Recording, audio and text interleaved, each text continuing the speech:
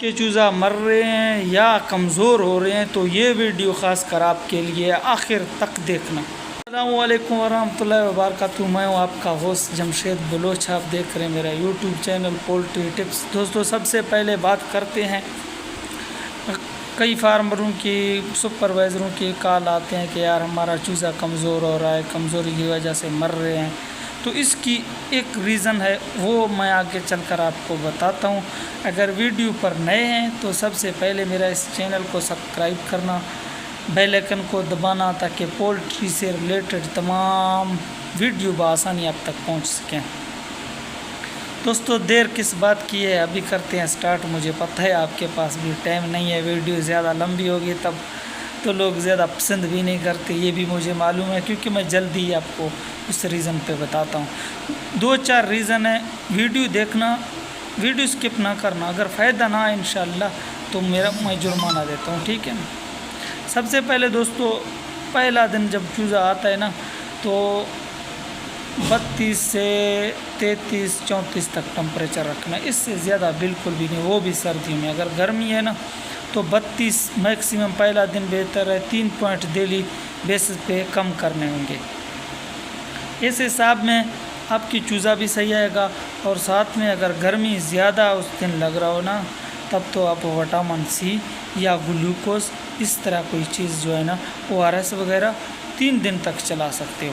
3 دن کے بعد کیا کرنا ہے پھر آپ کو میں وہ بتاتا ہوں کہ 3 دن جب آپ کی پوری ہوگی تب آپ جو ہے نا اس کی فلشنگ کرو اچھی طرح سے، 8 گھنٹے فلشنگ دے دو۔ اگر میڈیسن موجود ہے تو ٹھیک ہے، نہیں تو پھر آپ چینی کے ساتھ بھی ملا کر جو ہے نا وہ دے سکتے ہو، کیونکہ چھوٹے چوزے میں ہمیشہ زردی کا زیادہ پرابلم ہوتا ہے، تو اس لیے جو ہے نا وہ آپ کے لیے بہت اہمیت رکھتا ہے، وہ خواہ آخر تک آپ کو دیکھنا ہے۔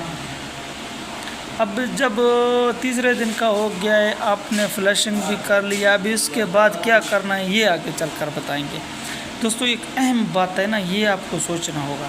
اگر آپ نے فلشنگ بھی دے دیا ہے، اگر آپ نے ORS بھی دے دیا، ابھی فلشنگ کے بعد جو ہے نا چوزے کی آنتوں میں تھوڑا سا زخم ہوگا، اس کے لیے اب کیا چلانا پڑے گا، یہ بہت ضروری ہے۔ اب آپ کو کیا کرنا ہے، کیونکہ زیادہ اینٹی بائیوٹک وغیرہ بالکل بھی یوز نہیں کرنا، کیونکہ آپ کو پھر چلانا ہے میرے بھائی وٹامن سی یا اس طرح کوئی چیز، تاکہ چوزے کی اندر کی گرمائش ہے نا وہ بالکل ختم ہو۔ اب چوتھے ریزن پر بات کرتے ہیں۔ آپ کی وینٹیلیشن بالکل برابر ہونا چاہیے، چوزے کو نہ زیادہ ہوا لگے نہ کم لگے، اور ہوا بالکل برابر ہونا چاہیے۔